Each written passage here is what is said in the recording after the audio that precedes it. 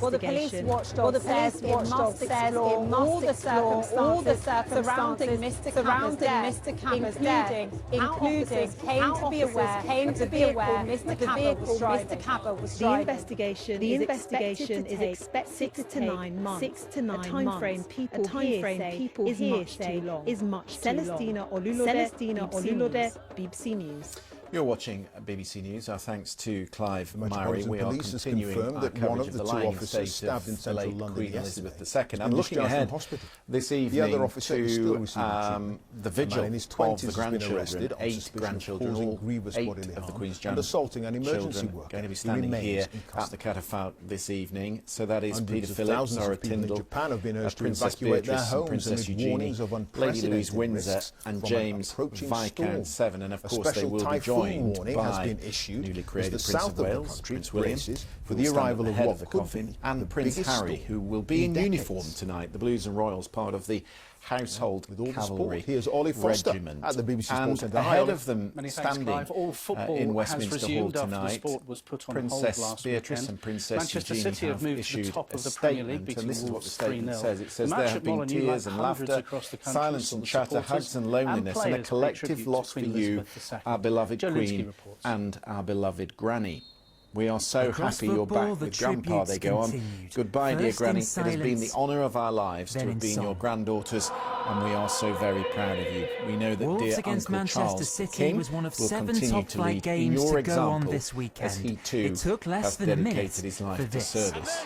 God save the King. Jack Grealish's first goal of the season put City in front. And while Wolves had the best defence stats in the league, now they faced a striker with extraordinary numbers. We're told the queue is about 13 That was Erling Haaland's 14th goal in 9 games. Carry on at that rate, he might score 80 for the season. To stop him's hard enough with 11. So when Wolves went down to 10, this match felt as good as done. And Nathan Collins knew it. City went 3-0 up through Phil Foden, and while for Wolves this was miserable, still on 70 minutes they stopped. 20 members of the royal family. Together fans and players marked the reign of Her Majesty with applause. It happened too at games across the country as football resumes. So let's join my colleague Caddy Kay, who is out and about with the public this evening. And that queue a lot shorter than it was earlier in the day. United drew 1-1 at home to Bournemouth. There were 4 matches in the Scottish Premiership, wins for Hibernian and Livingston. Rangers beat bottom side Dundee United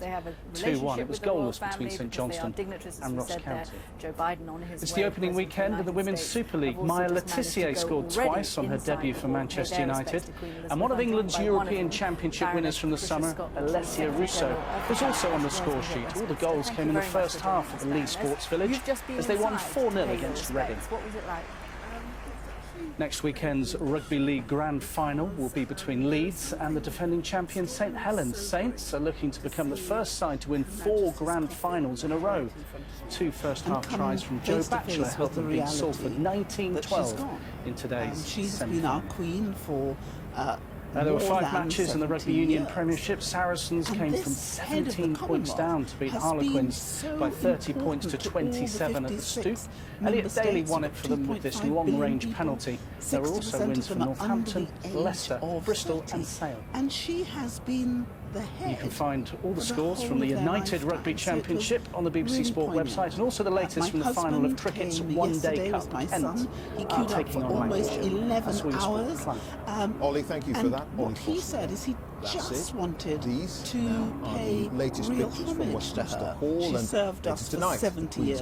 I think he thought, even though his feet were probably killing him afterwards, that paying homage by doing 11 hours of walking was well worth it. You've met the Queen, of course, before, and King Charles as well, but was there something about seeing the coffin there in front of you that brought it home to you? I think it was moment of transition. I think it was really heartbreaking, because if you had the privilege of seeing her, being with her, knowing that mischievous twinkle she had, but how absolutely devoted she was to the people of our Commonwealth, and then coming face to face with the reality that she was no more, that was actually pretty tough. And I think if you talk to many people, many of us knew that we were going to find it difficult and sad. But I think few of us realised how profound that sadness would actually feel. And you can see it as people go by. And I saw the most wonderful thing of a Gurkha bending down and giving homage to his queen. And it just was so touching. There are, of course, too many countries and too many people in the Commonwealth to suggest that they all might have the same opinion of the Queen. They have different opinions of the Queen.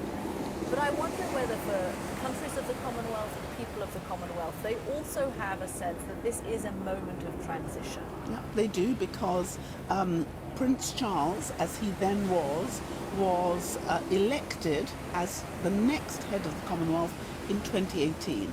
There was a discussion between the leaders as to what would happen when sadly Her Majesty moved on. And it was their decision that the head of the Commonwealth would then be with the next King, Charles, but not because he was king, but because they had in effect selected him for the 50 years that he has devoted himself to the Commonwealth. He's been to most of the countries.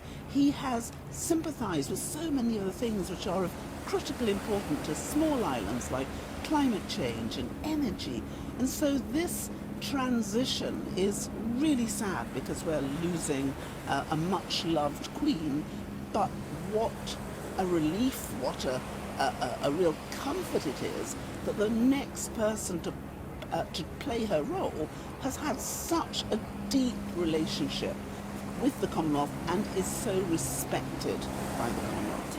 Will that personal relationship and his previous commitments, and ongoing commitments, though he may not voice them as much, to issues like climate change, help mitigate some of the voices that are saying, look, it's past time for us to no longer have, as our head of state, a white ruler who is thousands of miles away, who doesn't know our country? Do you think that will help endear him to Commonwealth countries in a way that perhaps it was some members were thinking to start thinking of something else? Well, I think the most important thing to remember is that the new Commonwealth, which Her Majesty the Queen in 1953 called a totally new conception, bringing together countries in partnership and races, that new concept was started when 8 countries had actually fought for independence from the Crown and chose still to stay in family. So this transition, this evolution has been 70 years in the making, and it's a matter of democracy for countries to decide who they wish to have as head of state. But what's been really warming is that all of the countries, and we now have 36 republics, all of them have chosen to remain members of the Commonwealth, so they still love him. Baroness Scotland, thank you very much for joining us, both for your personal recollections there, of course, and the question of what happens with the future of the Commonwealth. King Charles now the head of that body, but just one of the people who's been inside, looking at that moment and really feeling it. When you see the coffin, you feel it, you know that it is real, Christian. Yeah, absolutely. It's very interesting actually hearing, isn't it, Kelly, the people who come out of the hall. Yes, of course, there's grief and there is also some sense of mourning, but it's also gratitude as well, I think. Yeah, and a sense that all those hours standing in the queue, that was why they did it. They did it to say thank you. And as the Baroness was saying there, her husband felt 11 hours standing in a queue against a lifetime of 70 years of service to the country, it felt like a small price. Yeah, indeed so. Kelly, thank you very much indeed for that. Well, among those attending Monday's state funeral will be President Emmanuel Macron of France, with which Queen Elizabeth had a strong attachment.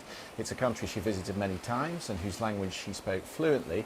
France reciprocated, with President Macron saying the French were grateful for Her Majesty's deep affection for their country. She mastered the language, many of us she have said, seen some blue loved our sky culture, and some sunshine and she out there touched our today. hearts. This Please was the go for picture the in reports Rutland a from little Paris. bit earlier on. Now, as we head through this evening and overnight as well, we'll keep some clear skies like this overnight across some southern parts of the UK, but the cloud will be building in from the north. And in fact, if we take a look at the satellite image, we've seen that cloud already that's been pushing in across parts of Scotland, bringing a few showers through the course of the day, and also down the the east coast of England, a bit of shower cloud where it's been breezy through the day.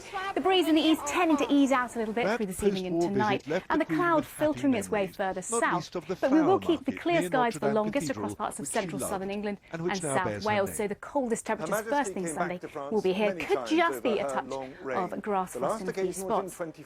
Now through the day tomorrow, a bit more cloud generally than we've had today, just bringing the chance of the odd shower perhaps parts of northern England, the Midlands, one or two towards the southeast, but very light and isolated. So sunny spells still holding on for many of us, and it won't be as breezy as it has been out there today, but still a bit of a breeze just blowing in from a northerly direction, keeping temperatures down a little bit around that east coast. Probably the warmest of the weather, again for parts of Wales and the southwest of England.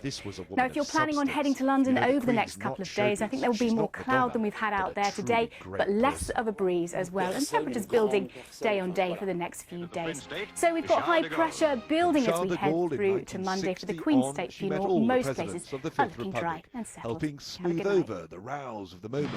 How do you like your BBC sounds? Good morning, lovelies. Zoe Ball gets me out of bed. Can't wait. Stuck in traffic on a desert island. Up to the BBC Welcome. Listening to Lewis Capaldi on my sofa. That sounds good to me. Everywhere you are, listen on BBC Sounds. Sarkozy and his wife Carla Bruni for a state banquet Queen Elizabeth II. From monarch to mother, that after riding to together in a grandmother, gilded coach, discover rare insights into her life. Winston Churchill said that the further backward you look, the further forward you can see. She really loved taking photographs and was rather good at it too. This must have been taken by your papa. We were so used to having Queen Elizabeth in our lives that we could not imagine she would all of a sudden I knew that the Queen had a sense of humour. Will she go down in history as a style icon? I think so. The Queen is so very present in our lives, and not just in the lives of the British, but in the life of all of Europe. Uncover more unique moments with BBC At the UK iPlayer. Embassy in Paris, people have been coming to sign the Book of Condolences for Her Majesty. As President Macron put it, for the French, she may not have been their Queen. She was, more simply perhaps, the Queen. Hugh Schofield, BBC News. Now on BBC One, the coverage continues from Westminster Hall of Her Majesty the Queen, lying in state. The Grandchildren's Vigil.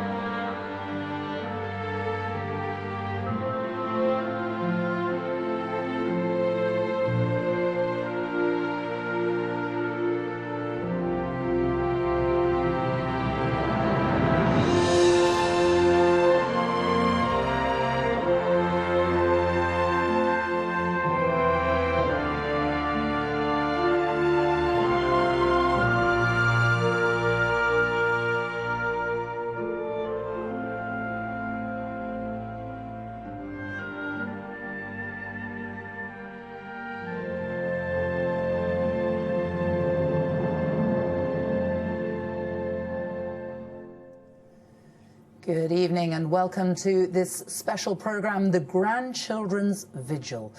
What you're about to see tonight is another moment of history. Never before have the grandchildren of a monarch taken their places around the sovereign's coffin as it lies in state. But tonight, Prince William and Prince Harry will stand side by side with their 6 cousins in honour of the Queen. It will be a very moving tribute in Westminster Hall to the woman Prince Harry affectionately referred to as the boss. The queue today has been enormous again. People are waiting 13, 14 hours so that they can file past the Queen's coffin and have a look at what happened earlier on today.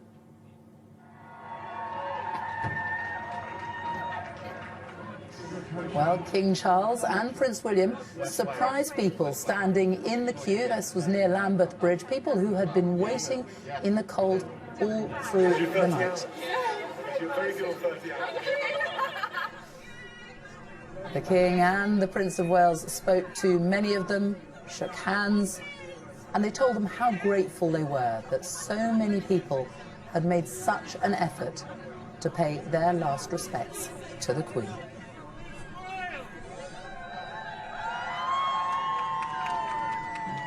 You could see how much they appreciated that. Well, these are the pictures of the queue. I'm sure many of those people there are wondering if they're going to be lucky enough to arrive in Westminster Hall while the Queen's grandchildren are mounting their vigil. What a moment that would be for all these people after so many hours on their feet. Well, the Queen's grandchildren have arrived in Westminster. They swept in just a short time ago. Here they are arriving in convoy. Big crowds out on the streets again to catch a glimpse of them as they arrive here for this moment of history.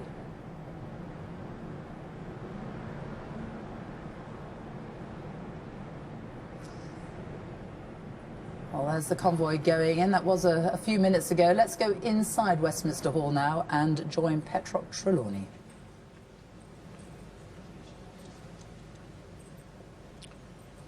I wonder how many of these people who have just walked through the doors into Westminster Hall are pinching themselves, not quite ready to believe that they are actually here. Most have queued for 12 hours or longer, walking slowly along the River Thames. Many will have suffered sore feet, shaken themselves at the moment exhaustion set in, shivered as the morning cool marked a farewell to summer and a nod towards autumn. A change of season, and at the same time, generational change in the royal family. Well, last night the King and his siblings stood vigil by their mother's coffin. Tonight, their children, the Queen's grandchildren, take on that responsibility. None of us can know what it must be like to have a grandparent who was monarch and who'd been monarch for so long. The youngest of her grandchildren only knew her after she became an octogenarian.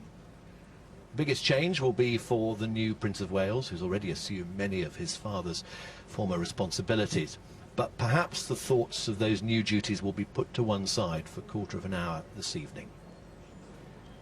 For those passing the coffin, a chance to reflect on the 70 years of service provided by the Queen. For the members of her family here, 8 royal cousins, another opportunity to recall a beloved grandmother. Well, this week we've seen the King and Queen Consort in Edinburgh, Belfast and Cardiff, meeting politicians and civic leaders, attending church services and walking amidst crowds of well-wishers. In London, it's this building, Westminster Hall, that has so far been the focal point for the formal moments taking place in this period of mourning.